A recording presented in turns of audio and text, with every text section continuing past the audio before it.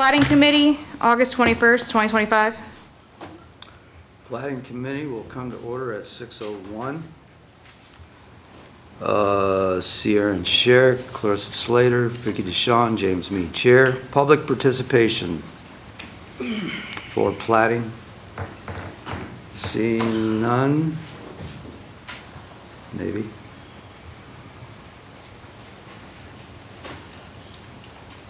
Seeing none, we'll go to encroachments. Speaking with McKeevers, we don't need to do this. Is that correct? Last I heard from Mike is that we need this, and he was out today, so I didn't get to see him.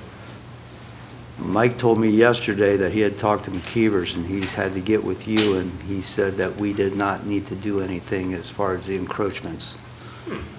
Well, he'll be here tomorrow, so we can ask him. So would we like to just put this on the table for right now? Table it for tonight. I was gonna say, why don't you Okay. guys Now, does this have request to it? do with the VITA? Yes. Yes. Why don't you guys just request it, and then if it turns out we need it, it can be done. Okay, I'll entertain a motion for encroachment. Is it Is that legislation? legislation? It's a resolution. to Resolution.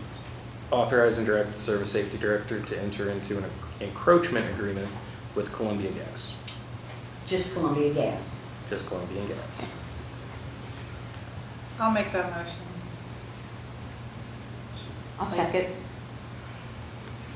Got a first from Aaron, second from Vicky.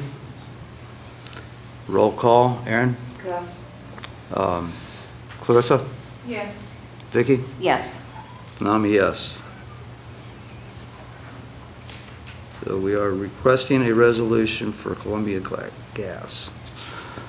Open projects. I have some open projects that I think we can remove.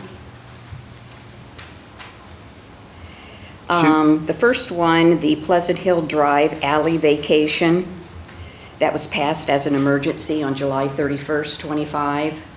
Do you see a reason for that to remain on here? Not unless something falls apart. I say, and don't we usually leave them on until the projects are finished, yeah. just in case? Or at least they get a good start. So I'm fine. I'd like to leave that one.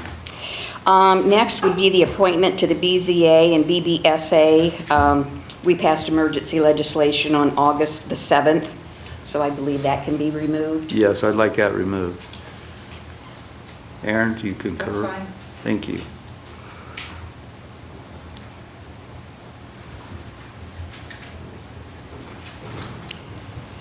And that's all I had for open projects.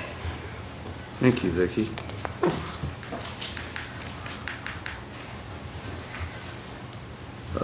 Public participation again. For platting. Seeing none, meeting adjourned at 6:05. Public Lands and Buildings Committee, August 21st, 2025. Calling Public Lands and Buildings Committee to order at 6:06 PM on Thursday, August 21st, 2025. Members present, Christopher Mauritz, Terry Spiegel, Clarissa Slater, and myself, Sierra and Sherrick, as chair. First up, do we have any public participation?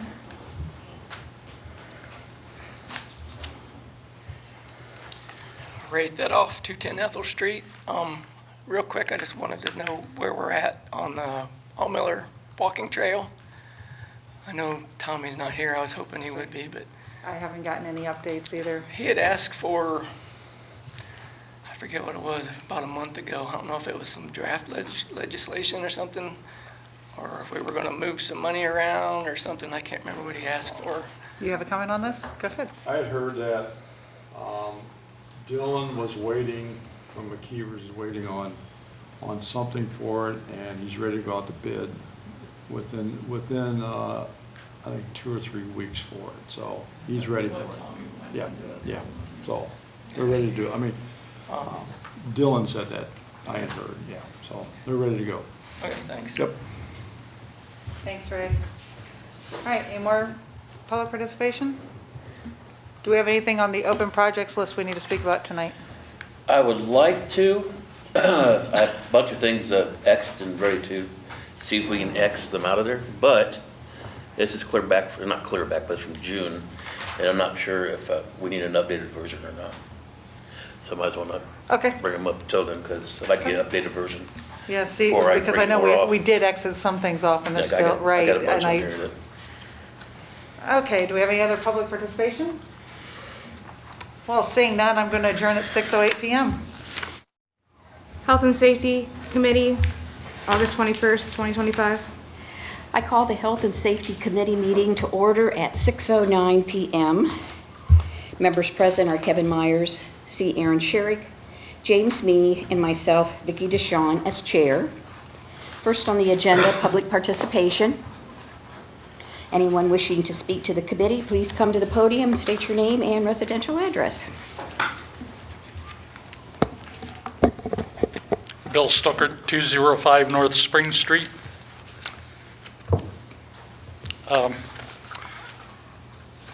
On the issue of the appointments to the Property Maintenance Appeals Board, that has not been completed yet. I don't know if that was to be talked about this evening or not. I did not see that it was listed as part of the agenda. But I just wanted to kind of clarify some things that I think were maybe misstated about the Property Maintenance Appeals Board membership. The Property Maintenance Appeals Board was created in 2017 by resolution number 222-2017. The resolution 222-2017 states that 5 members and 2 alternates are to be appointed to the board.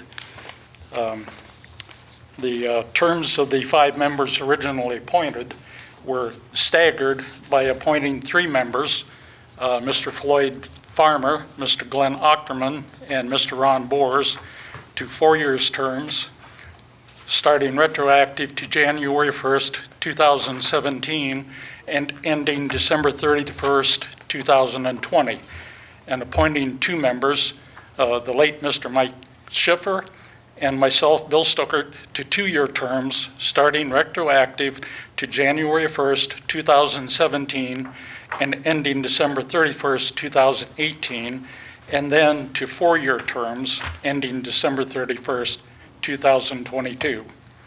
It was determined that alternates could fill in if the need occurred during the time when new appointments or reappointments were taking place by the council.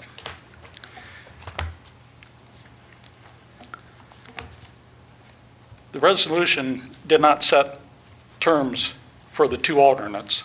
That was originally the late Mr. Tom Rarick and Mr. Ed McCarthy. The passing of Mr. Tom Rarick created a vacancy for an alternate to the board that was never filled. Mr. Ed McCarthy has not officially resigned and should still be considered as an alternate at this time. May need to contact Mr. Ed McCarthy to see if he is still willing to serve. Mr. Stuckert, may I ask? Yes. What resolution did you state that it talks about the appointment of the alternates? Resolution number 222-2017. Okay. And that's where it talks about McCarthy and, Yes, that's where it says Mr. McCarthy and the late Mr. Tom Rarick were appointed. okay. And if I'm understanding you correctly, because yes, this was going to be talked about tonight, Okay. is that Mr. McCarthy has never been removed as an alternate. That's correct. Mr. Rarick, of course, has passed on, and there was never an alternate appointed to fill his place. Correct. Gotcha, okay. because I know the last piece of legislation that I have is Resolution 210, 2021, that just talks about the appointment of members to the board with no reference to alternates. Right. Okay, That would have been reappointments to the board at that time, I believe. correct, you are correct, yes, reappointments, yes. Yeah. And there was no need to discuss alternates then because there was no term set for alternates. But was Mr. Rary passed on in 2021? Or There should have been. should have been a Yes. yes, okay. Another alternate assigned at that Okay, time. gotcha. I guess that was probably partly my fault too, because I was chairman of the board at that time, I believe, and I failed to even think about another alternate then. I don't think we've ever even had one of the alternates fill in, to my recollection.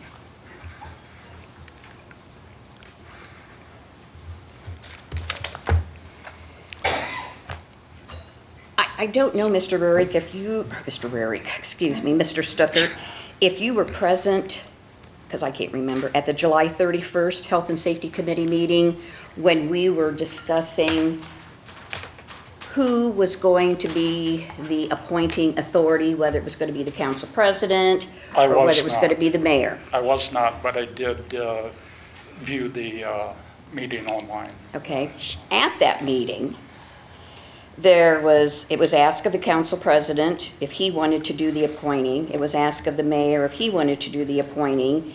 And it ended up with that the council president would be appointing or reappointing members, which in this case, we will be reappointing 2 members and appointing 1 member.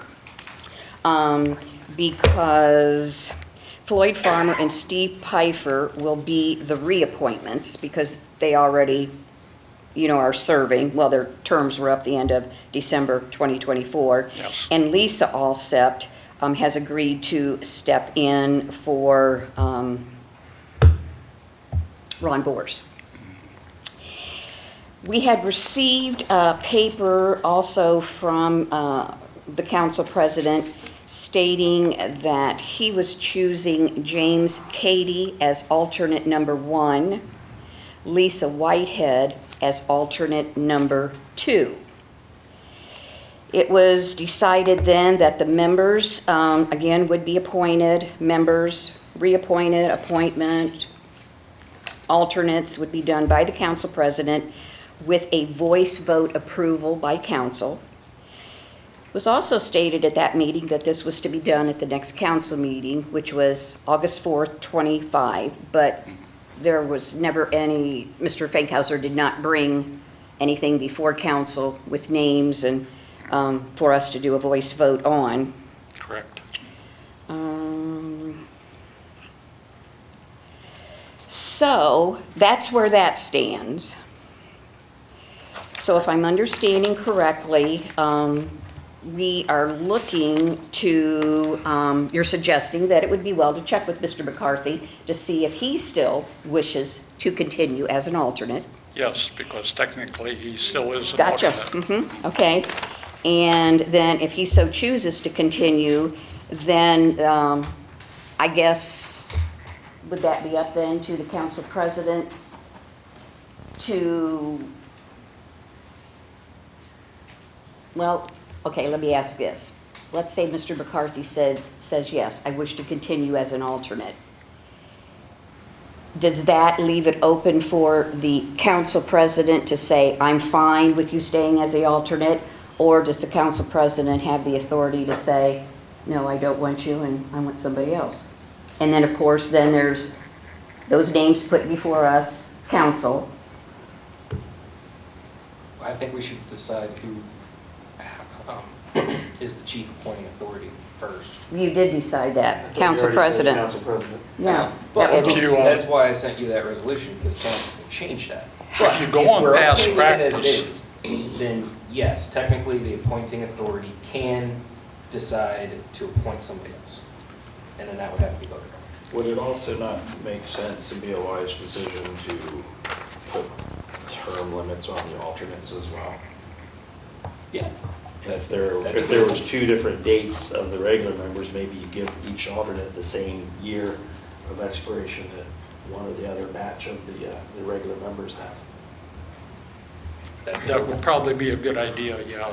I was just stating that at this time, there is no. Right, my thought process is in that, you know, with the, Right. what we're talking about with Mr. McCarthy right now, that would prompt somebody to check with somebody to see if they want to serve, continue serving. Sure, exactly. And I will point out that Mr. Fankhauser did state that since Floyd Farmer and Steve Pfeiffer, whose terms ended December 31, 2024, the fact that they did express that they would like to continue, Mr. Fankhauser was agreeable to, you know, naming them and letting council, you know, then do their voice vote. Do we need an updated resolution then?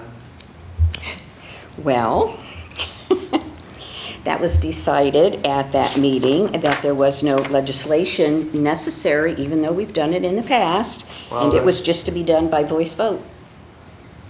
If we're adding term limits to the alternates, we would definitely need a new resolution, wouldn't we? I'm just telling you, when I sat and listened to the audio recording, because I agree there should be legislation. Resolution, okay. But at that meeting, it was stated that it didn't need to be, and that we could just do it by voice vote, like when the mayor appoints, you know, individuals to a committee. He says, I appoint these, and we just do a voice vote. There's no legislation. Without this resolution, we wouldn't know where we was at and who was on what. And Exactly. he was on third. Yep. And yes, that's it. And fortunately, there's been nothing that's required the Property Maintenance and Appeals Board to meet, Exactly, yes. but there's always that. Right, there's always. Yes. I mean, we have very few appeals, so, I mean, when people are served with a notice of violation, they usually contact the property maintenance inspector, Gordon Grove, pretty quickly and get it resolved, or get it resolved and say, hey, check me out, you know. And I So know it, we have- excuse me. Sure. I know at a couple of the meetings, I had expressed a concern over whether we were doing staggered terms. And if you'll recall, I did send an email out on August 1st to Mr. Fankhauser and to all the council members, Mayor, Service Safety Director, and the Administrative Assistant, stating that in my review today of the above caption, which appears under Boards and Commissions in Documents on Demand, I see that the terms of members Jared Miller and Bill Stuckert end 12/31/2027. Since the 4-year terms of Floyd Farmer, Steve Pfeiffer, and Lisa Alsept will expire 12/31/28, it would appear that staggered terms are being used. That's correct, yes. So I guess So, the first question is the committee stating that we want a resolution such has been done in the past on the reappointment, appointment of the board members and the either. I think it makes sense. So I think probably the most logical thing for us to do would be to wait until the next council meeting and then request that of the council president if he has thoughts on the alternates and that gives time to reach out to Mr. McCarthy. Because if he's not interested in continuing, it's a moot point. But if he is, then the council president has a decision to make at that point. And the question is, who is reaching out to Mr. McCarthy? Because, I mean, this was referred to our committee. Who's the chairperson of that committee at this time?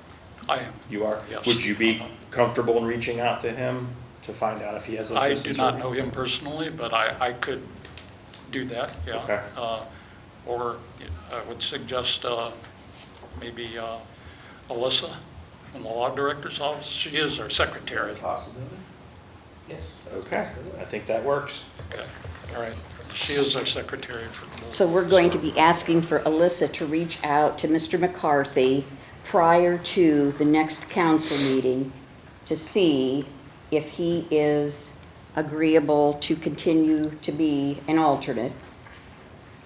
And then I would ask too, once Alyssa makes contact and gets an answer, if you could share that with the council president at that time, so he's got time to make a decision before the next meeting. I agree. A decision on, Whom he wants to recommend or name as alternates. okay, gotcha. So there's nothing for us, Until that time. okay? So I understand, even though it has been recently determined that council president has the authority to assign members to that board, originally it was the Health and Safety Committee that made the recommendation to full council for the appointments of the people to that board. That's the way it came out from the very beginning. And by resolution, it doesn't state that in Resolution 222-2017, but Resolution 222-2017 was proposed to full council by the Health and Safety Committee for this. And I think that really that's the way it should be. It shouldn't be one person making those appointments.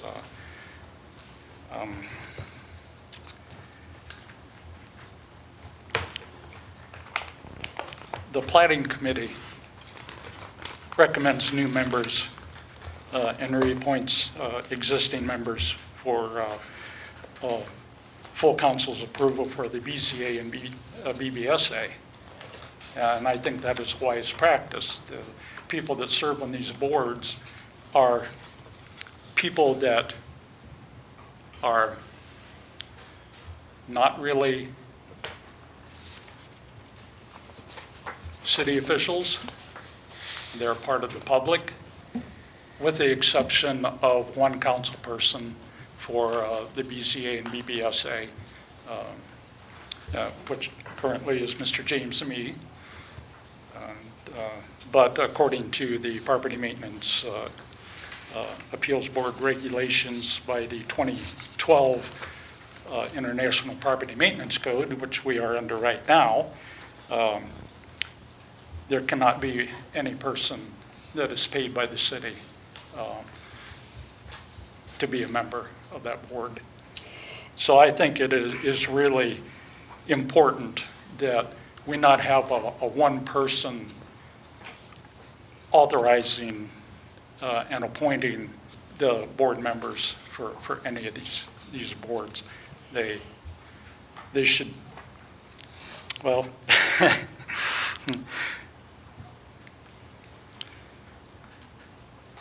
to follow the procedure of council appointing the members will prevent the buddy system of appointments. We don't want people on the board that are influenced by one person or could be influenced by one person. That really would not be a good situation to have.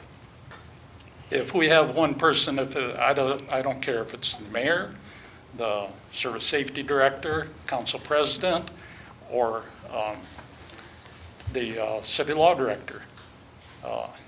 No one person should have that authority to appoint that person because of the fact that part of the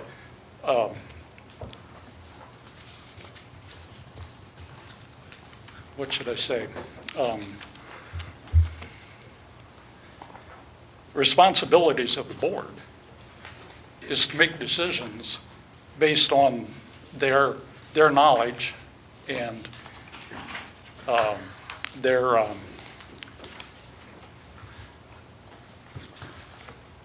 separate, uninfluenced view. if you have one person that's making those appointments, that person could be felt that they should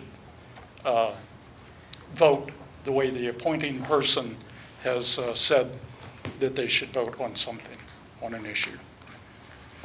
Mr. Stuckert, are Yeah. you aware that in the, and I'm the one that brought this up, that in the 2012 International Property Maintenance Code Manual, where it talks about membership of board, it states the board shall be appointed by the chief appointing authority. Yes. And that's where I do- question, I thought the chief appointing authority was the mayor.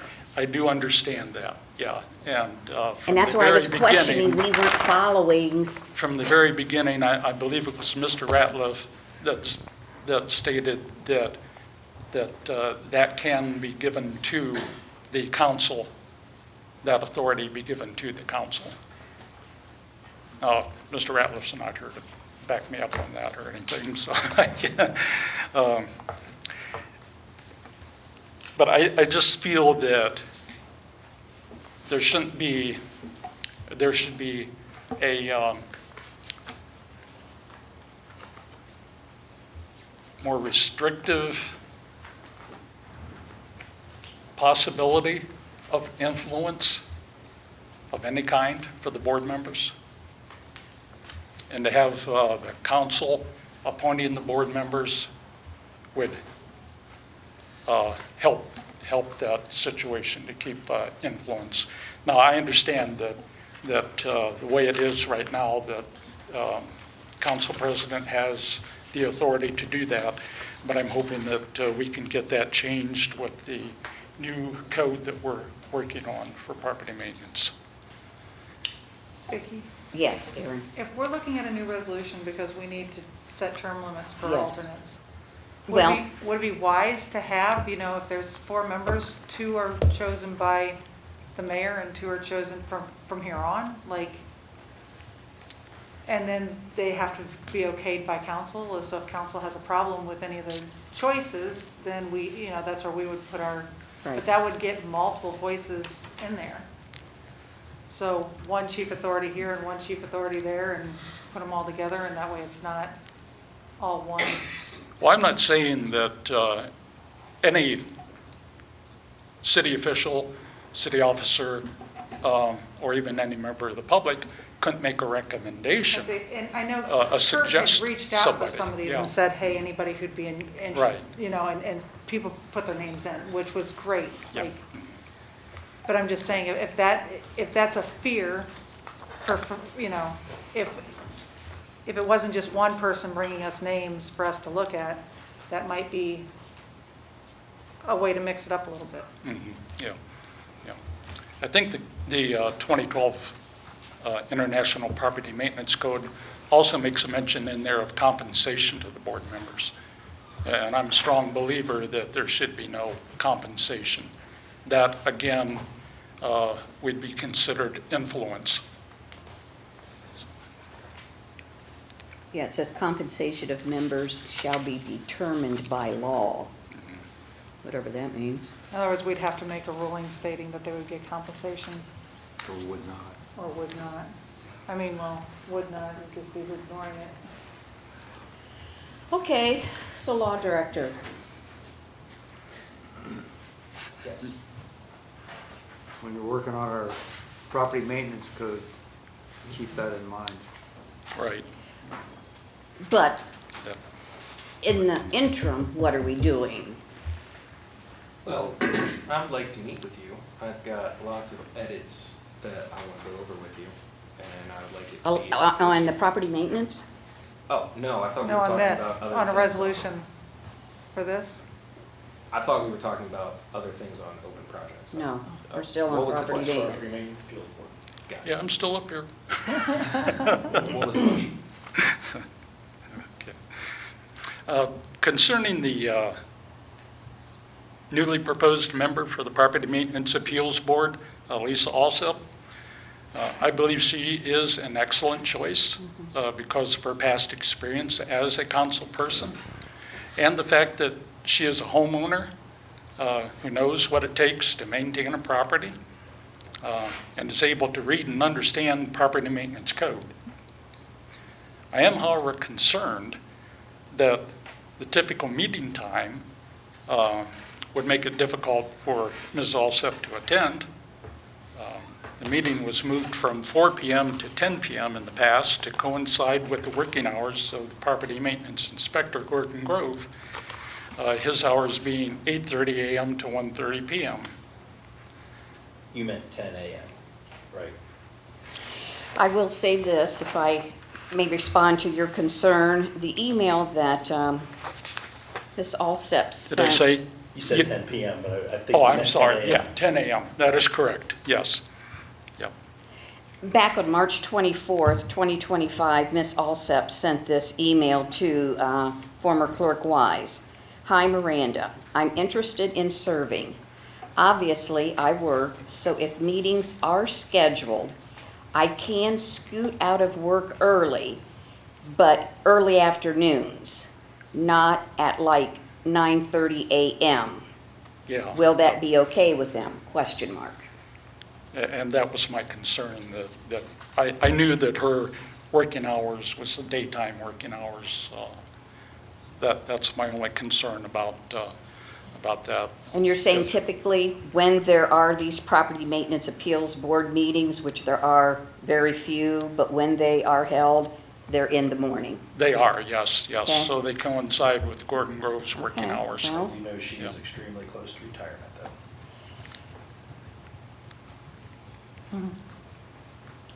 Plus 1 o'clock, if you did it at 1 o'clock, he would still be in his time, right? I don't know what his hours are. What is Gordon Grove's hours? 8:30 to 1:30. Right, he's part-time. So if you have a meeting at 1, she could probably attend. Correct. So I think it's mute, Okay. my opinion. Yeah, we can't push it too late because the other one of our members, Steve Pfeiffer, works afternoon shifts. So he goes to work, I believe, at 3 o'clock. I'm not positive about that. Okay, so what I want to know is, how are we leaving? I mean, Well, there's several things that are taking place here. I think Yeah. we're waiting on the law clerk to reach out to Ms. McCarthy to answer that question. all right. We need to, I guess we need a clarification from the law director on, once the council president makes his recommendations, then we could request legislation based on those recommendations. And we could include the things such as term limits for the alternates as well. I think that's a start. Even though the final decision does rest with the council, because council does vote on any recommendations, whether it's done through legislation or done just through, here's who I appoint. Right. Am I getting the vibe from you that you really would prefer that there, as you've said, not be just one person that says to us, here's who I want? Like if Mr. Exactly. Fankhauser would come to us and say, here's who I would like, then the Health and Safety Committee says, okay, Law Director, we want you to prepare a piece of legislation with these names. That's going not with what you're thinking is a wise way to go? Typically, if a single appointing authority makes the appointment, then the council just follows up with an approval, not really studying who the person is that is being appointed. And it really needs to be a little bit of investigation or maybe bring the person in and talk to them. To find out if they are a good fit for the position. Point of clarification, that would be done in the International Property Maintenance Code, well, our maintenance code is where that would be changed, is that correct? Yeah, it's my understanding that's what we're working on, or I'm not in that committee, but you're doing a Bucyrus City Property Maintenance Code. You want to get away from the international, am I correct? Yes. Exactly, right. And yes, that's where you'll be talking about these different changes. Yes. But my question is, what are we doing in the interim? Because I don't know where your property maintenance code, We're still under the 2012 Property Maintenance Code. How close are you to having your own done? I mean, days, weeks, months, years? Weeks. Weeks? I think if it's weeks, then I think we let you do your thing. Well, what I was requesting from Brandon was give us so many pages, then we'll hold a meeting, then we'll go through them Right. and make adjustments or corrections, if any is needed. Then next meeting, we work on the next set, we review the first set, and just keep moving forward. Mr. Goldberg, you have stated a couple times that the International Property Maintenance Code really isn't enforceable. A lot of it is not enforceable. Correct. Yeah, so yeah, it's something we really need to get past that and have our own that Brandon does think is enforceable.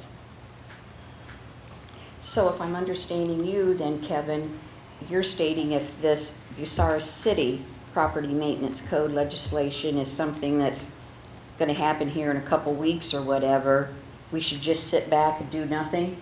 I think if it's in the works and they're truly weeks away from having it done, it's senseless for us to try to request any legislation that would then be trumped by another committee requesting legislation.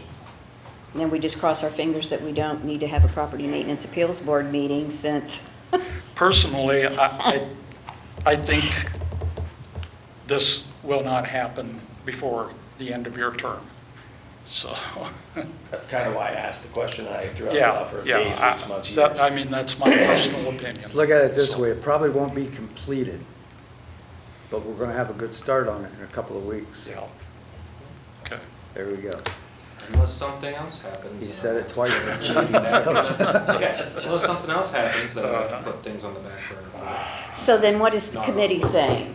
Well, now hearing that, how about we table this until our next meeting, and if they've not made any headway with it, then we'll tackle it.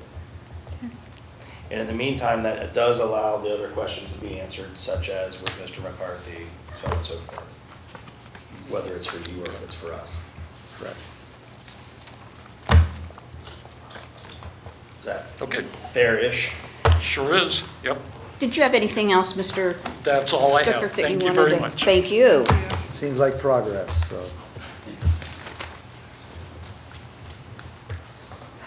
Is it still public participation? Yes, it is. Adam Frizzell, 1029 East Mansfield Street. I'm here again to tell you that I disagree with the way that you're analyzing those appointments. When this has been brought up before, it was expressed by this committee and some of you that it would be nice if there was a place that these appointments were written down and organized.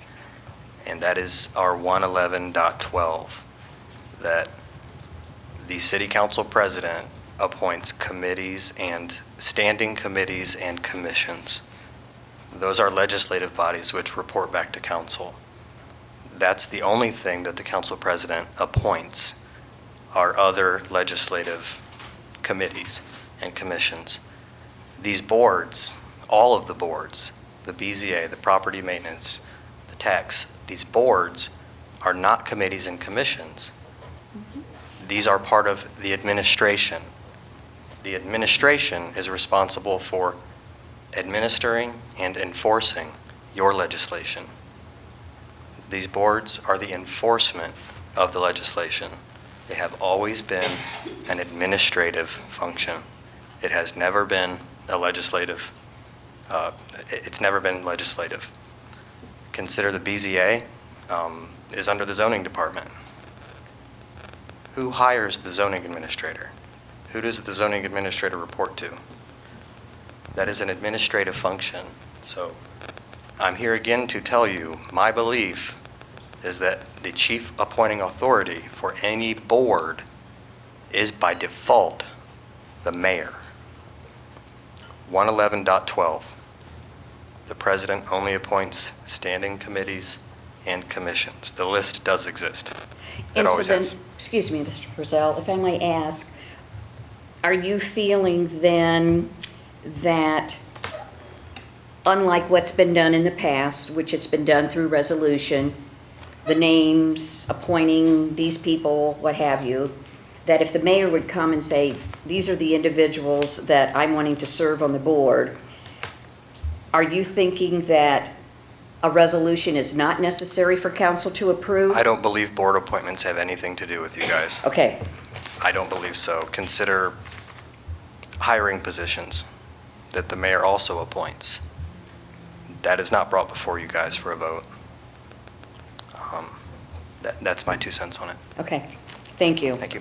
Thank you. Thanks.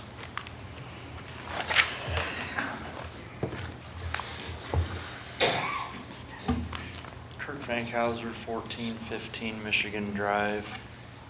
I do agree with Mr. Stuckert that there probably isn't going to be finalized legislation coming out of this council before the end of its term regarding the replacement ordinances for the International Property Maintenance Code. So, seeing that, I do think it is necessary to move forward with setting any appointments on the board in case that board does have to meet. Seeing that Aaron has in the past cited the cost to pass legislation and have it all printed in the newspaper and all that, you know, that is a cost. Every piece of legislation has a cost. And it sounds like the International Property Maintenance Code currently only requires a voice vote. If we're just going to have it for temporarily until that does get replaced with finalized legislation, otherwise, I would say in order to save money on the legislation, let's just follow through with how Mr. Gobrick had stated previously that it should be done. And then I do want to defend my choice of an appointment. I feel like there's no buddy system with any appointment. I did choose Lisa Alsept for one of the alternates, and she... No. Yeah, I did. Alternate Lisa one. Whited. Oh. That's what I you said have I was listed. okay with her being on the one that's not the alternate. Yeah, but you just said that you appointed Lisa also Yeah, as I an alternate. misspoke on that. It's Lisa Whited. Well, I But- just want to make sure that, you know, That one meeting when we were talking and I was in the back and Lisa, her name got brought up. I did say at that meeting, I'm okay with her. I might have came up here and said I appoint her. I might have came up at the podium and said that. And just to prove that that's not a buddy, I mean, she routinely criticizes me on online services, so there's no buddy system. It's known who I have said that I'd like to see for the alternates, because I did send that out in an email, and one of those individuals, you know, I feel like I feel like he was being personally attacked up here, because I don't want to bring the race thing in, but I tell you why I thought he was a good fit. I'd like to see somebody that was previously a victim of some of these decisions that a board of the city of Bucyrus made a decision on, and he had brought up the whole thing with the fence there on West Mansfield Street, and I still think Mr. Cady would be a very good choice because he knows what it's like to be on the other side of one of these boards' decisions. So I think he would take that in a decision. And that's the type of people we need on these boards. We don't need people that have never been through a process on these boards because they don't know. They never will. They'll never have been through some of this stuff. Sure. I didn't hear anybody attack Mr. Cady. They didn't, Well, let me make my point, and then I might answer what you're getting ready to say. What I asked for was for somebody to check with Mr. McCarthy. If he's still interested, then you've got to make a choice between those three. no, I'm not saying that anybody on this committee attacked Okay. him. I'm saying that one of the previous speakers I felt like was kind of attacking one of my choices Okay. that I had picked. Can I ask, I don't know if you're prepared to answer, if Mr. McCarthy says he wants to serve, are you willing to leave him on?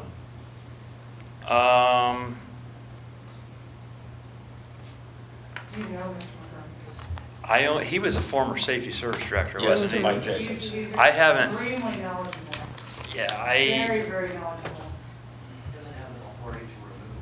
That was going to be my Yeah, next and that was question. the other thing is I he don't didn't think that have- it says you can appoint if there's an opening, but if there was no expiration to his, then he's technically still on. Pretty sure he's technically still on because we had no expiration. yeah, date. I would agree that he's technically still on. Okay, I so will I agree with think that. the best course is for his clerk to find out if he's interested in continuing, and that lets you know if you have one or two openings that you have to. Yeah, I definitely agree. alternate. He needs to Yeah. be reached out to, and that's the other thing, there's no sense in doing a piece of legislation and putting him on it if Until you we turn get this around and person. find out that he refused to do it, and then you gotta go back and do more legislation, so you paid for legislation twice. Which is why we were waiting. Right. Okay, that's the end of that subject. Next subject, this communications policy, is that what's on the agenda? Or Public communications. Public Is what communications. was referred. I'm not 100% sure what that is. I think I have an idea of what that might be about. And I don't necessarily, I think it has something to do with a Facebook page of City Council, but I'm not 100% sure. And then I'm questioning in my mind, if it's got to do with the City Council's Facebook page, how is that something that the Health and Safety Committee should have in one of its projects? So I'm kind of questioning that. If it does have something to do with the Facebook page, I'm questioning, are you guys really going to spend money passing legislation when we're in a budget deficit because you're upset about how things get posted on a Facebook page? That's, it's almost laughable. Madam Chair, Yes. the 111.12, that's what you said, says standing committees and commission assignments shall be made by the president of council and shall be approved by the majority of council persons elected. Such appointments shall be for a term of 2 years and shall be made at the beginning of each term council meeting, council committee.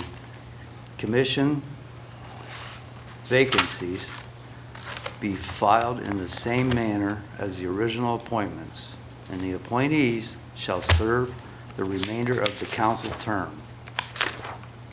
Yeah, that's not the boards, as Mr. Frizzell pointed out. Right. That would be these committees and the other things like, one of us So- serves on the Crawford Park District Board, one of us serves on But the BZA and stuff are subcommittees, right?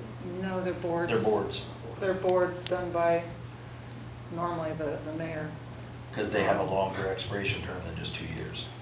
Okay. All right, that clarifies it. Thank you.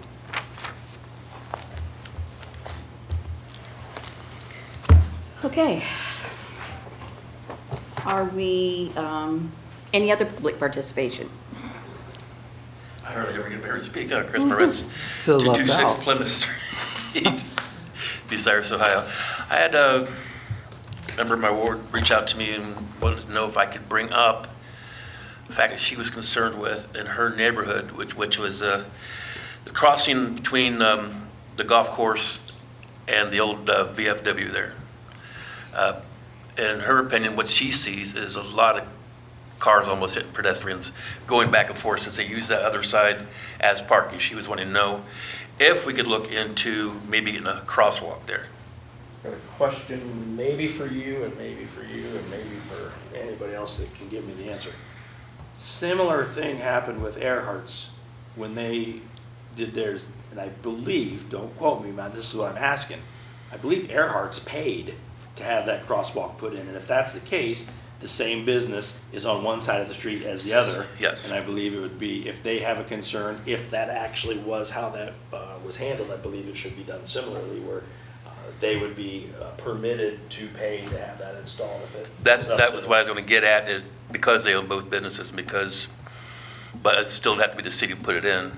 I'm assuming the city or the state would have to put it in. I think that's what happened, if I recall. I remember that, and we could check with Dylan at the Keevers, he's the one that handled all that.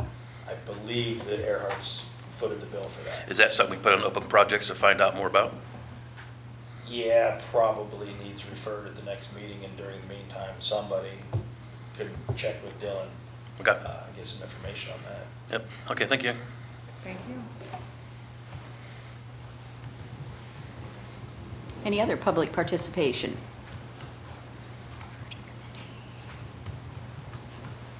Bill Stuckert, 205 North Spring Street.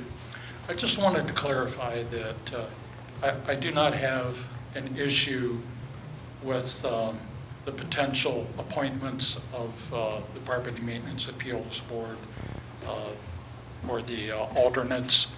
I do not feel that there's a buddy system appointment there at all. I just brought that up because I don't want to see a buddy system put into place, for those appointments, which having one person to do the appointments can create that buddy system appointment. Okay. Thank you very much. Thank you. Okay, I think we're done with that. And I realize that we were discussing that during public participation, but I felt it was appropriate and it was fine to do. All right, next on the agenda, deaf children at play signage.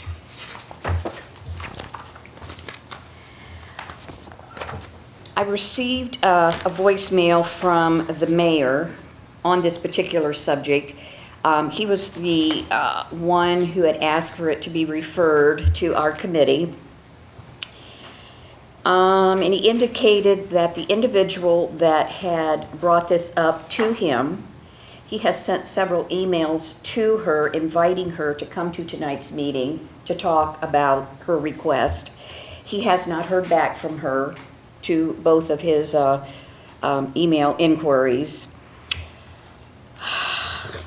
We did receive, I received today from Lisa Stuckman an email, which then I turned around and forwarded to the committee members.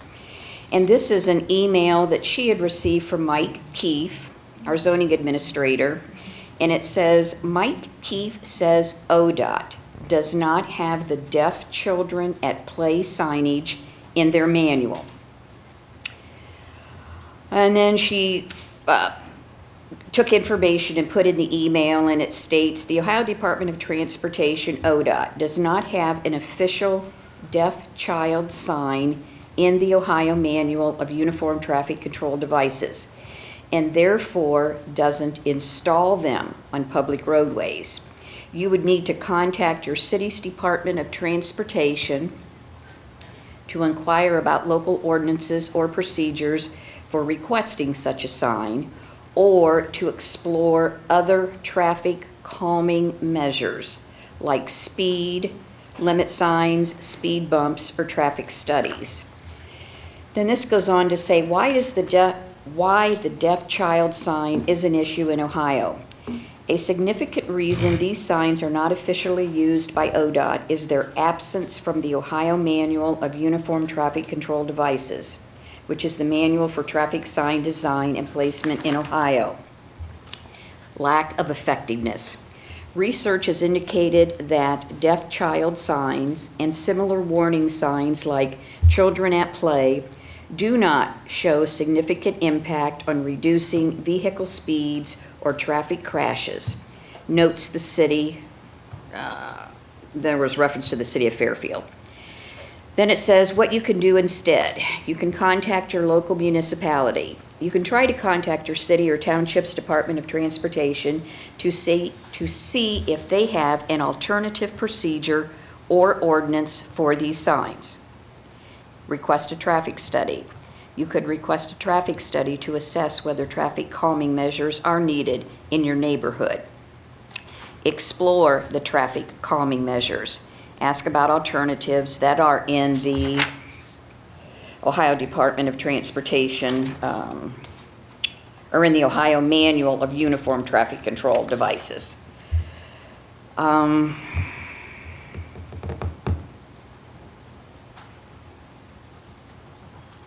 That's pretty much what was in this email.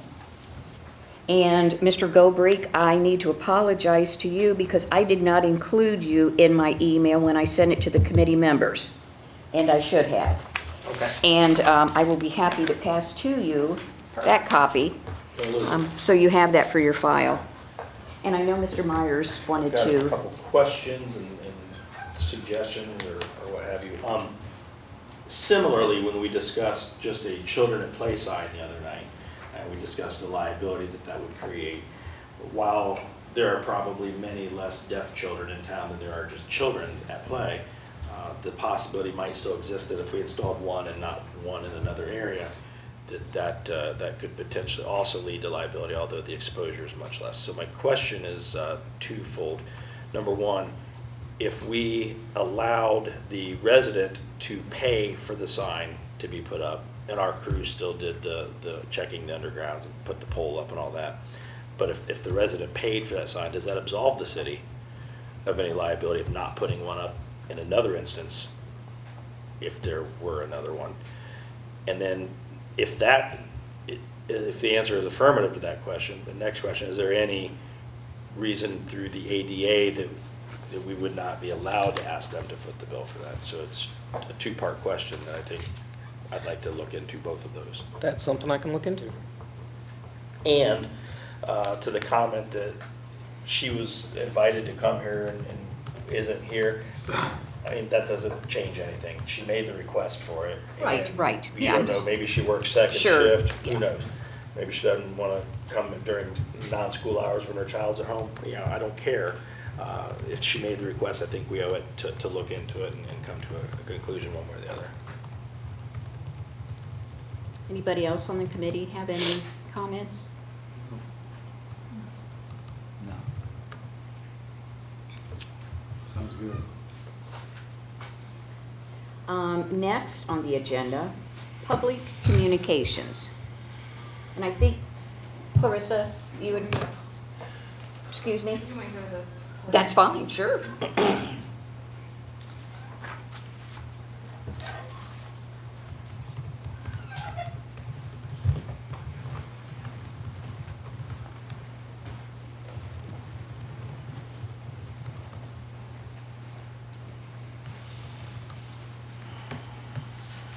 Clarissa Slater, 3645 State Route 4. So in referring this, I prepared something, so I'll just go ahead and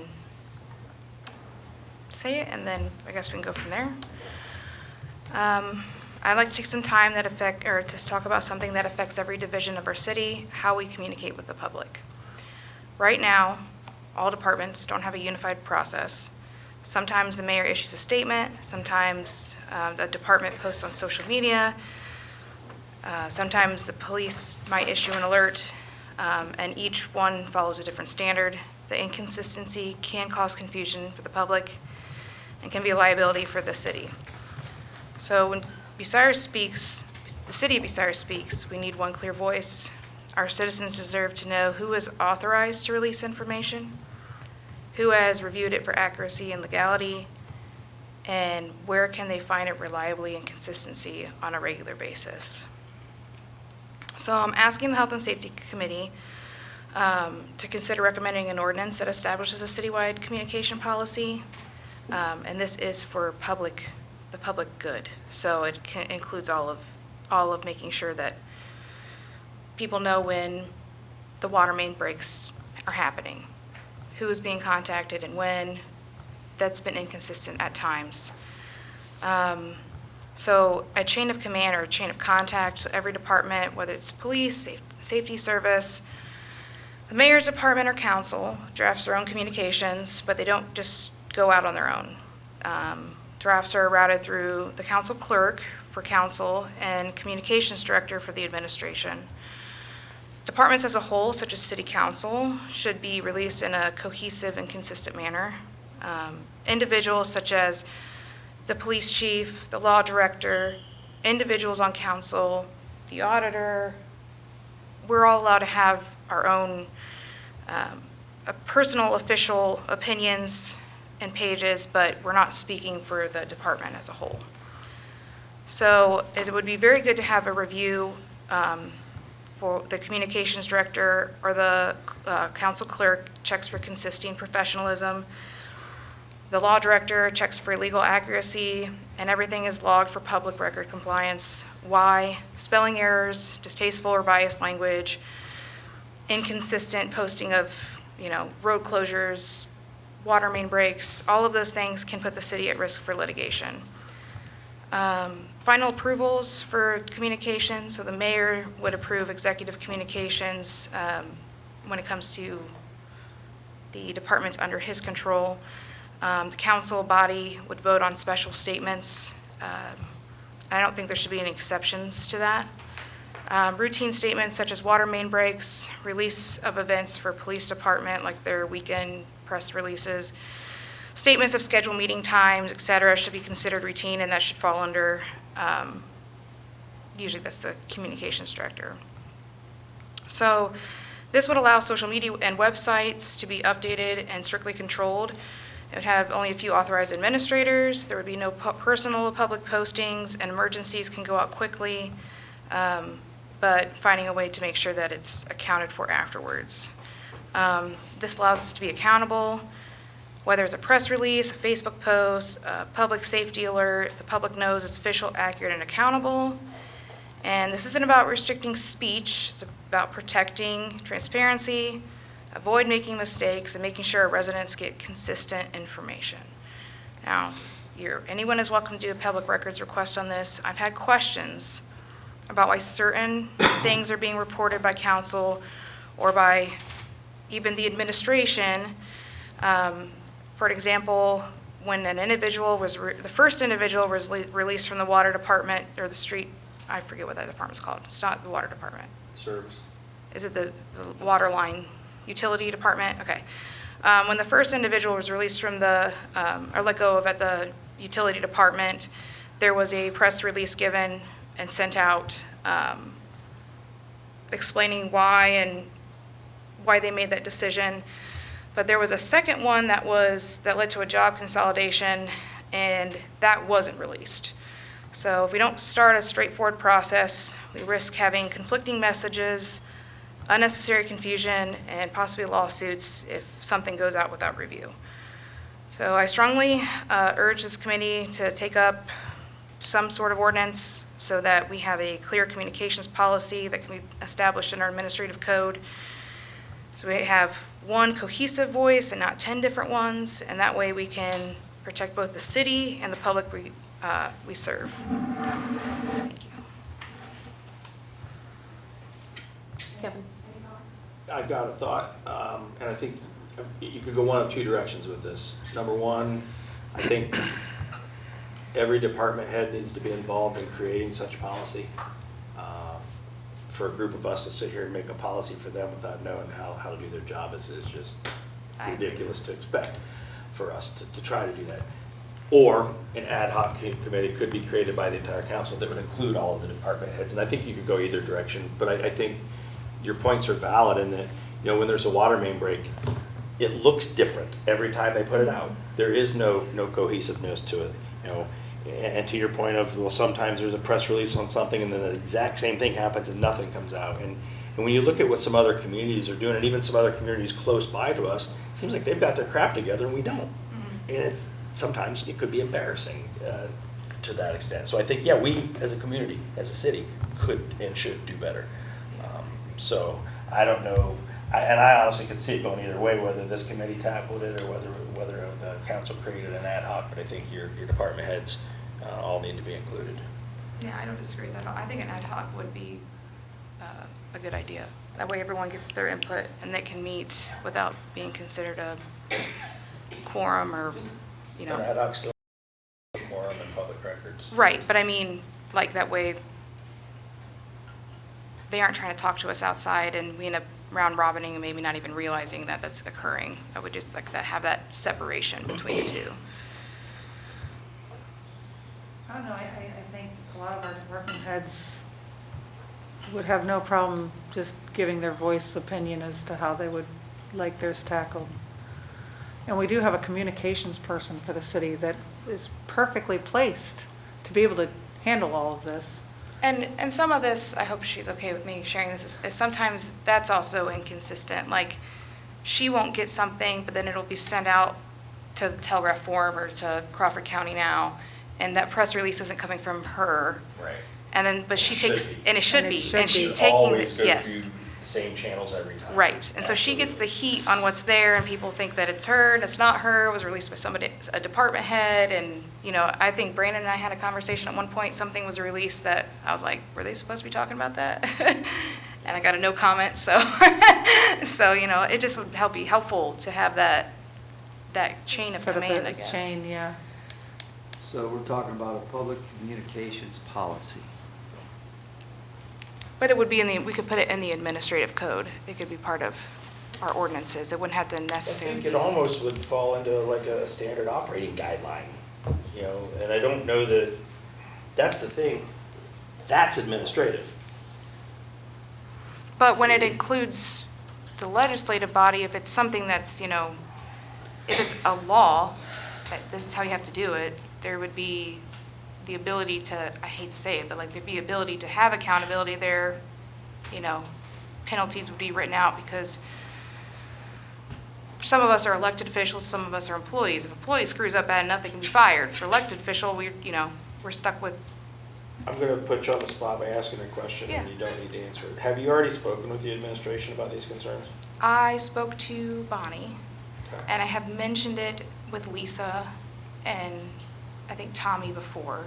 I think I had a separate conversation. These conversations have been numerous Sure. conversations I over think months. my personal opinion, I would like to see the administration be given the opportunity to take this project on and commit to working on it and see if they're able to do that.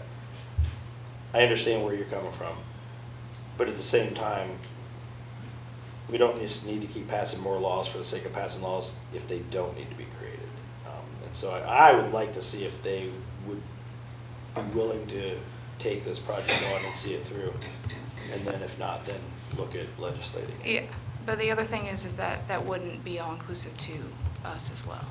So I don't think it would be inclusive to us anyway, to some extent. I mean, yes and no. I see your point, but like Bucyrus City Council page isn't even the one that posts the notice usually. It had been coming from the City of Bucyrus page, but now it's coming from the City Council page. So that's where I was kind of like, if we all, as the City of Bucyrus, no matter what branch we're in, can get to.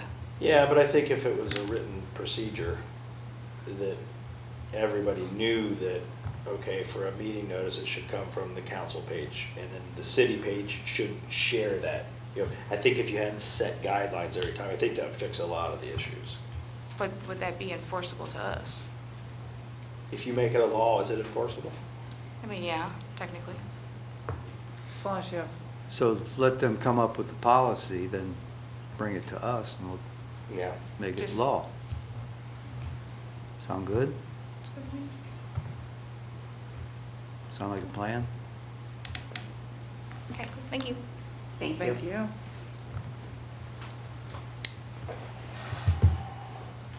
Okay.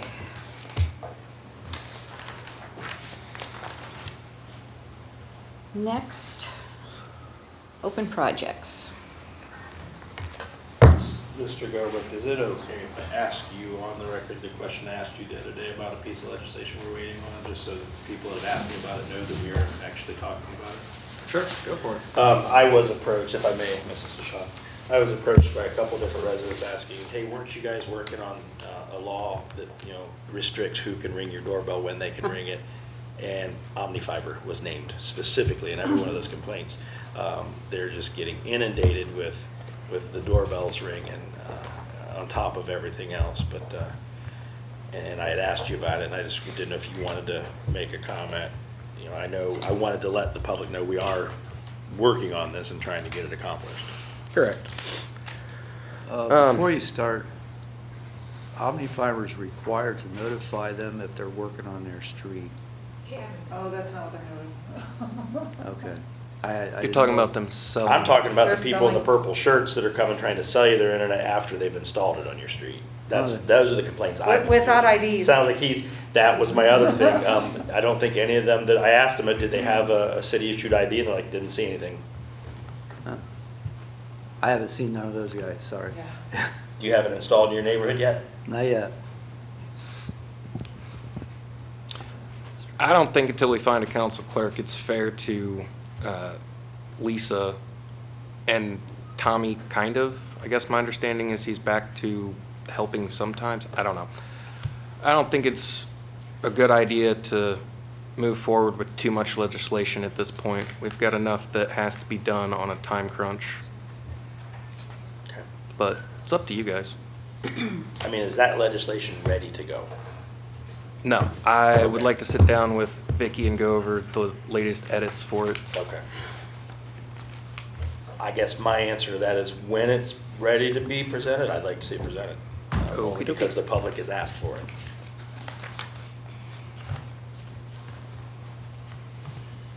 Okay, may I, You may, it's your committee. yeah, that was what, yeah, it is. I hate that, though. It's not my committee. It's our committee. Our committee of which you are in charge of. I know, okay. That was one of the open projects that I wanted to discuss. Just a reminder that our June 5th Health and Safety Committee meeting, we did go through the latest draft that was provided to us by the law director.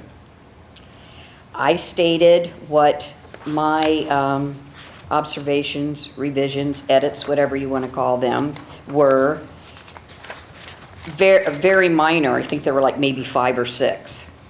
And basically it was the or their designee, changing his to their. Mr. Myers had, I believe, 2 edits that he named.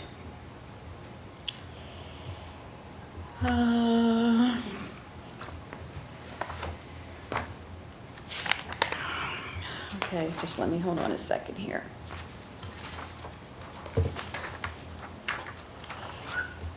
Also at that meeting, there were some items discussed.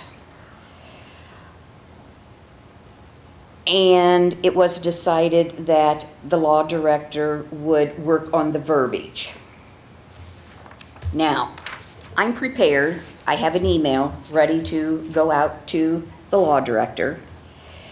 Attached to this email will be a copy of what we talked about on June the 5th. It'll be your draft that you had prepared on June 4th. It'll have in there all the changes that, or edits that we had requested, so to speak. I mean, it's just a matter of, you just look at it and cut, paste. This could be done in 15 minutes. Yeah, I have this ready to go. I just want to make sure that it's right. In the email, I also set forth some areas that Mr. Myers had talked about. I've even, in the email, because I've sat and listened to the audio, I've put the time that the audio starts, so hopefully to help you to go to the audio that starts at 1:11 and just listen to what it says of what we're wanting. I don't know what more I can do. You could always sit down and look at it with me. Well, are you saying then, that everything that we talked about on June the 5th, you have that in a new revised draft? I do believe so. Okay. Same So when do thing you with want to the sit down and, animals well, why don't you email to me what you have? Okay. Your draft. I mean, I email to you, so if you could email that to me, then I can be sitting at home and, taking my time on reading it. I'm not one that likes to sit and look over your shoulder and read, digest. I'm sorry, that's not me. I want to take my time and make sure I'm understanding what I'm reading. So if you would be so kind as to email to me what you have as far as a latest draft, then we could go from there. Sounds good to me. And I'll see if we've got everything covered. Is that okay with the committee? Perfect. Perfectly fine. Perfect. Next on open projects, Chapter 381, taxi cab licensing. And back to what Kevin had indicated, that people have been contacting him. I've also had constituents contacting me and saying, I thought you were working on something. And I'm like, we are, we haven't forgotten. So yes, That one is done. yeah, that one, I think she still was talking about the peddlers. yeah, the peddlers, back to, when Kevin was saying that, constituents were asking, weren't we working on the bell ringing? Okay, now on Chapter 381, the taxi cab licensing. At our June 9th Health and Safety Committee meeting, I provided edits, as did Mr. Myers. Mr. Myers had one edit. My edits were very minor. Again, it was, taking out his or her and putting in there.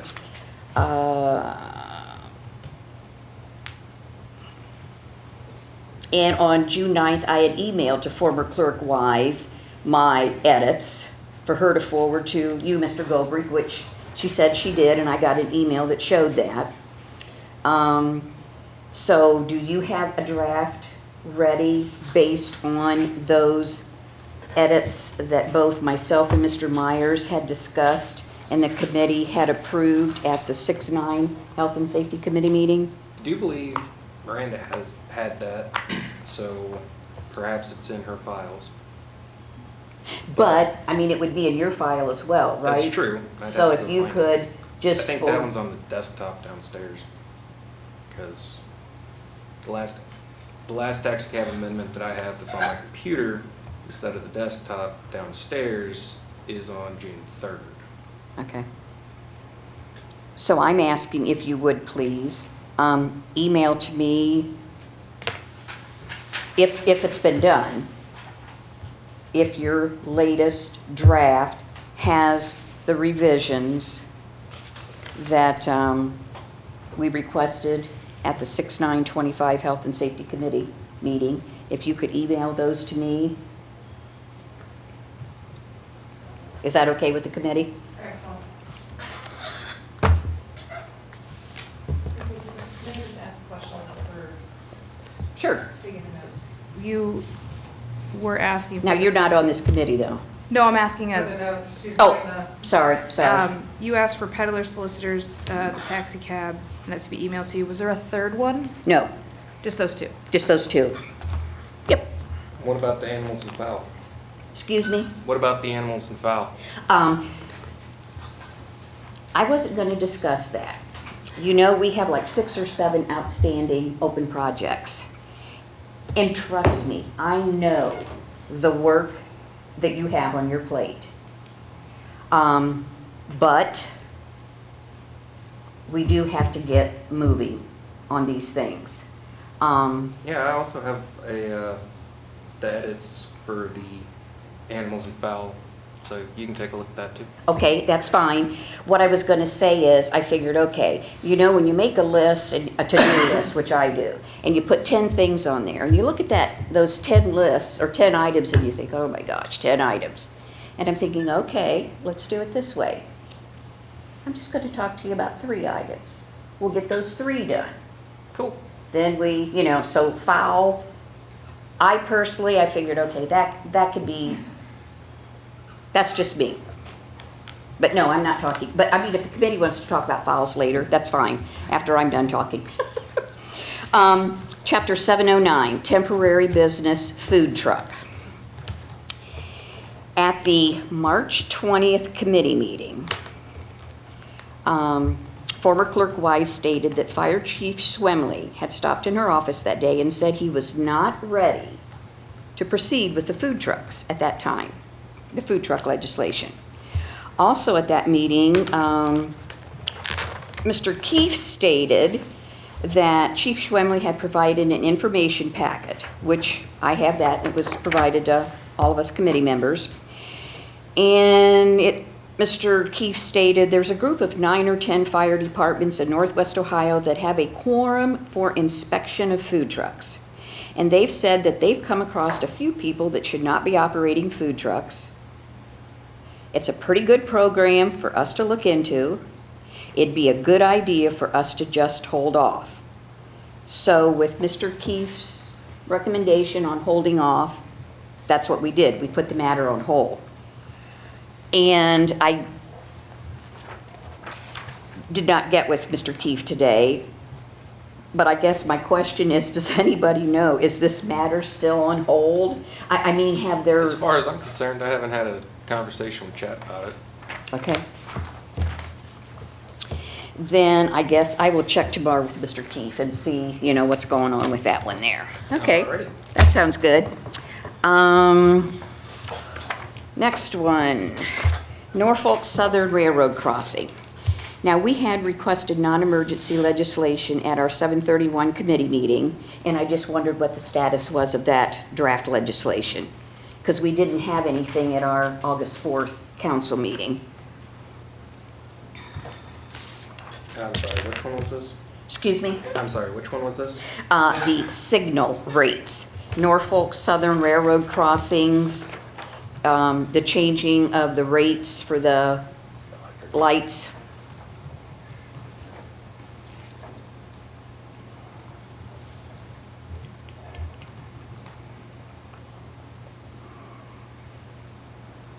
I can look in to see where that one went. Okay. And I'll tell you, if it's okay with the committee, I believe you have a copy of this, but just in case you don't, this was given to us by the Service Safety Director that shows the different locations and all that information that you need for the legislation. And the former clerk did get to me a copy of the last piece of legislation that was passed that dealt at that time with the signal rate changes. I can email both of those to you if that legislation would help. Yes, please. For starting a reference, what have you. Okay. Let's see here. All right, we're sitting on that. Okay, that's it for me. Does anybody have? And then, of course, I did have the Property Maintenance Appeals Board I wanted to discuss, but then when Mr. Stuckert was speaking, I figured I'd just go ahead and we talked then during his public participation. So, any committee members on any open projects? All right. Public participation.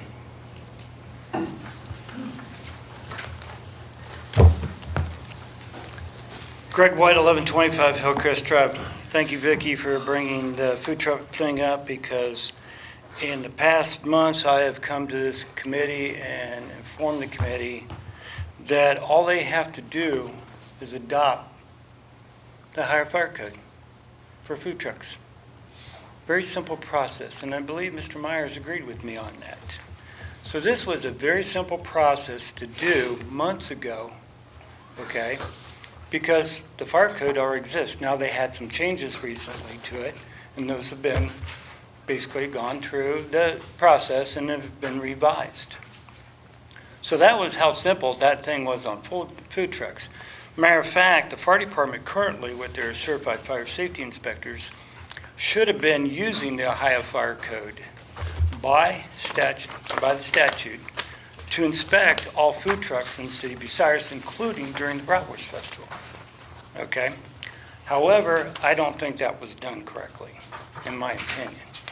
Meaning when they were doing their inspections, they weren't using that criteria? I don't believe so, because I have a multiple slide presentation of multiple food vendors that what I believe to be true was in violation of the Ohio Fire Code for under food truck vendors. And that, remember, anything in the public eye is recordable.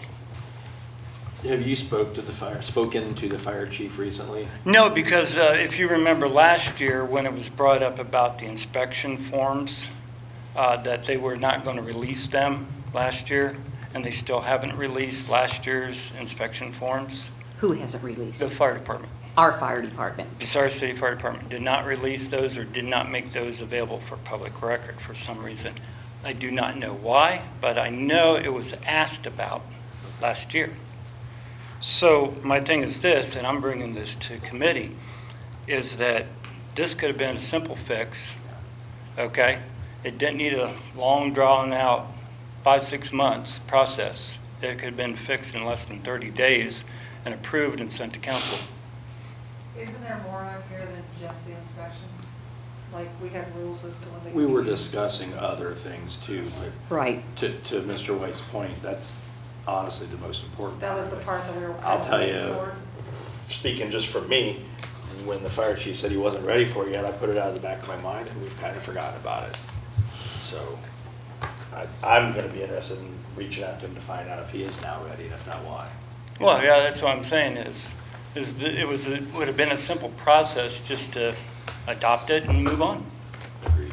Okay, thank you. So, Mr. Myers, will you? I'm happy to. Okay, thank you. Mr. White, do you want me to share any of that about your photos with him on this topic or not yet? Not at this time. Okay. Kurt Fankhauser, 1415 Michigan Drive. Touching up, following on some of Clarissa's points she made, one of the things that I have wanted to see for, and this goes clear back to 2020, was a, centralized calendar on the city's website that you can go to that basically shows anything that's going on with the city, if the council chambers is being used for a retirement for a former chief or something, that would be on there, because some people, where do you really go? Where do you go to find out what's going on? Different from week to week. And I kind of had one of the clerks at one point was updating the calendar on the documents on demand and putting some of that other stuff on there, and then through the couple of clerks changes back in like 2022, it kind of fell off and went back to the only thing on the documents on demand calendar is just straight council meetings and committee meetings. But, that's, I think something needs done. And then Clarissa brought up Bonnie's position. Bonnie's position actually, it's not actually communications director. It's actually Access TV coordinator. Now, what has happened is, like, Bonnie has been given other responsibilities to do other things, and, some of those things I kind of question, like, one, Bonnie has full access to the city's email system. Like, if anybody needs to reset their password or anything, You know, that's really something that somebody in an IT, like, position should be doing, not being like the person that is taping the meetings, but, and then, when you were law clerk, Vicki, you did all legislation, right? When you were part-time law clerk, all legislation was, you drew it all up. I drew the vast majority of it up because, to be honest, most of it was cut and paste. I mean, it was, appropriations, you just, change figures, what have you. But the legislation that I prepared was always given to the law director to review before it was then passed on to council. And you were for their doing that at consideration. 20 hours a week, right? No, my law director for legislation was 15 hours a week. Okay. So we now have a 40-hour-a-week law clerk. And, I don't know why it's taken so long to get legislation drawn up. And I know you've brought this up too. You have pointed this out, that the law clerk is now 40 hours a week. So in theory, we should be getting more legislation done in that same time period. So, because Mr. Gober has stated, well, let's hold up on legislation right now. We're coming to the end of a 2-year term, and there was several council members that wanted to get things done within their 2-year term, and I don't think we're going to make it. Like, we're still working on Title IX in the Service Committee, and I've totally lost faith that this term's going to finish that out. Any other public participation? Oh, Clarissa. Thank you.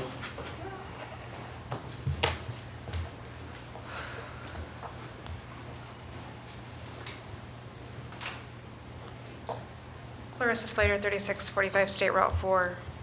I can see that my statements fell on deaf ears yesterday, or Tuesday. But what I will say is that if people would sit down and have a conversation with Bonnie, they would know the history of that job, and it has changed. That's why the salary for it has changed. That's why it's written differently in the manpower. When Mr., I just forgot his name, did the previous access, Mr. Gary Hess, yes. No, Gary, it started with Gary Hess. It was, I think it might even been part-time, because I was in media and communications at Bucyrus, and we would film some for him. It was like a mentorship program. So I think it started with Gary Hess, and then when he retired, Ross Dash did take the position, and I believe it was expanded at that time. So it wasn't just access, it was communications director. So again, this whole pointing fingers things, like, go talk to people and be nice about it, and you'll get the information you want. So just wanted to clarify that it's not just access. That had changed with previous administrations. All right, thank you. Thank you. Any more public participation? All right, seeing no one, Elena. You weren't fast enough, Alena. I know, sorry. Old creaky bones. Alena Fox, 401 Ridge Avenue. I would, as a citizen, appreciate the consistency of a standard operating procedure be recommended to the city of Bucyrus for their communications, and in respect of the work that Bonnie is trying to do. I agree, having seen the water main breaks and such in my position with public health prior, that having consistency is better for the citizens. Having messages come out via, whether it's for a position being posted or what's going on with the city or meetings and things that are happening, I think that having that consistency and having more than one eye or one set of eyes on it is definitely better for that, because it makes sure that details are there, mistakes are sometimes avoided, and more professional communication results.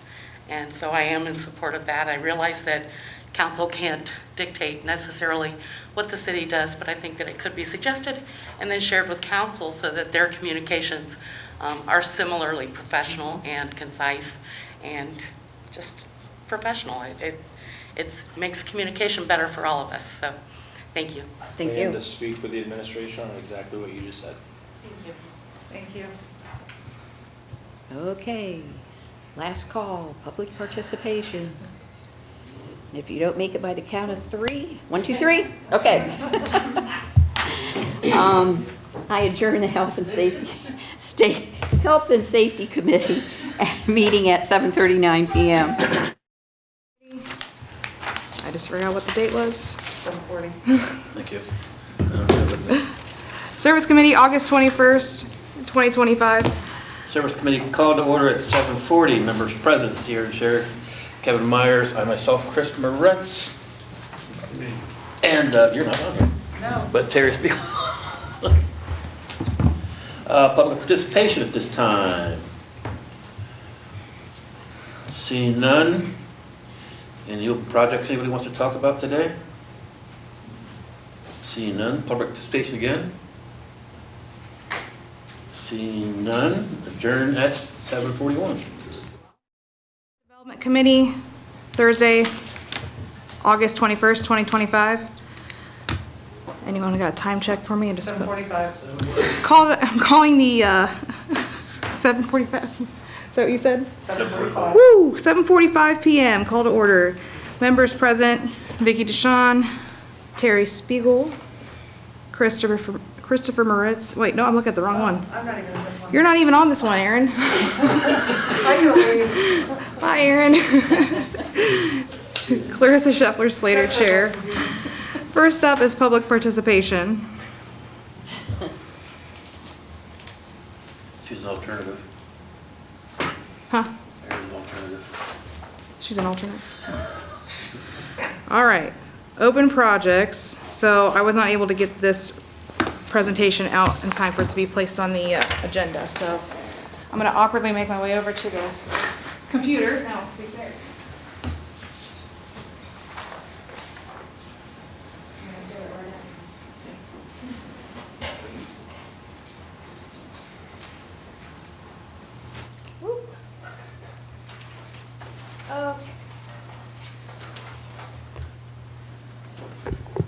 Hopefully I'm coming through clear here. All right, so I don't know if I should stand or sit. Stand, I guess.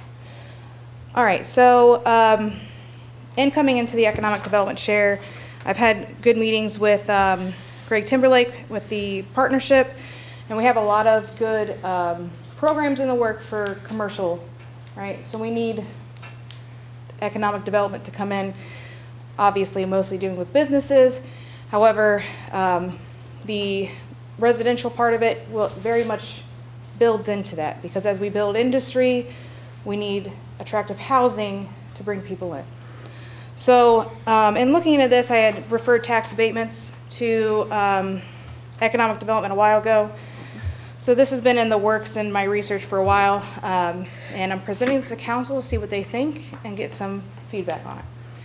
So why does Bucyrus need something like this project?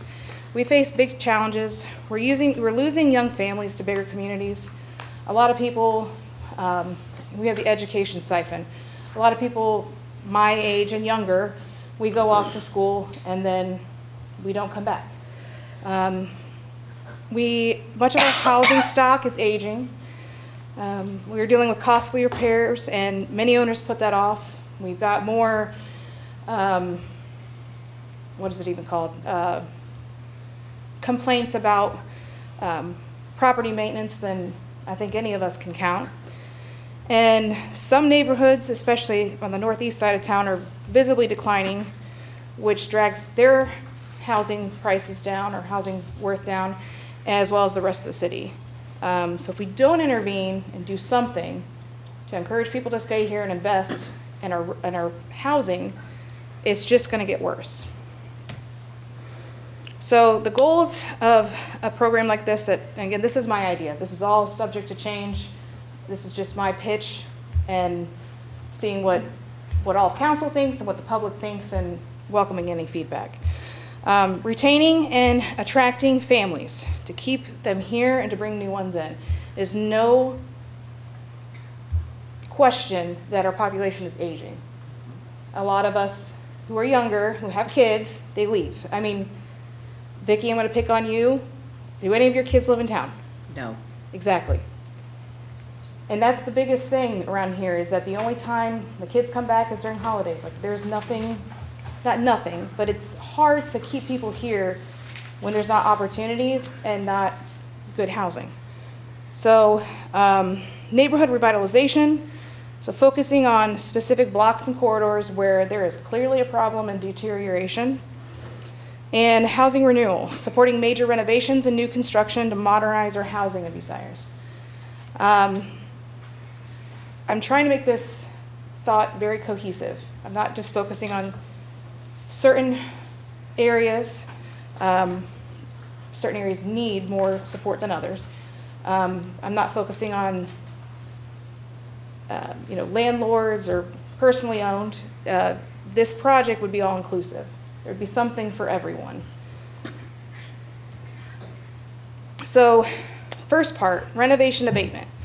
If you invest $25,000 or 20% of your housing value for major repairs like roof, foundation, plumbing, exterior work, the increase in their property tax would be forgiven for 10 years. So that is the biggest problem with most abatements. People who work in the school system know that our property taxes are directly counted or directly tied to funding our schools. So a lot of the blanket no tax doesn't work well, because that means they will have a decrease in their revenue for the schools. And I don't want to do that. I know there's talks about that changing. I believe, and correct me if I'm wrong, you were in on that meeting, when Riordan McLean came up here, they basically said they're against it because they have no replacement currently. They think it would be a mess. So we're going off of the system we have now. And the major repairs and the 20% value, what that does is it prevents like someone saying, I put a new kitchen counters in.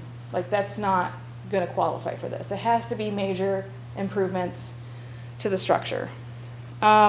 This keeps the improvements affordable and prevents people from being punished for higher taxes and investing in their homes. The second one is the new constructive incentive. This would go for vacant lots, and it would be a 100% abatement for 1 to 5 years with tapering afterwards. So building on vacant or underused lots is expensive, but that's what we also need to encourage, because vacant lots or dilapidated properties that are valued low, they're not doing much to fund revenue anyway. So if someone is investing $200,000, $300,000, $500,000 into a property for something that was vacant and unused before, that we're probably not collecting taxes on, they're probably delinquent anyway, giving them 100% abatement is not damaging our revenue. It's in the short term going to be no increased taxes, but in the long term, that value would go up. And after the 1 to 5 years, it would taper afterwards. So a lot of, I think, the community revitalization program that's sponsored by the state of Ohio, that's what this would fall under, that umbrella. They allow up to 15 years, 100% total tax abatement. I just don't think that's feasible. I think that's why there's been a lot of kickback for even suggesting abatements in the past. So this sort of program would address those concerns of the public, of administration, and different areas that are reliant on those taxes. So 100% abatement for the first 5 years, tapering down to a full taxation that resumes at year 10. And this would be in targeted properties, so specific properties that we see as a nuisance or undervalued, and new builds. They could be qualified for a 15-year abatement. And the third part would be revitalization zones. We all know of areas in Bucyrus that we just don't like to go to be around.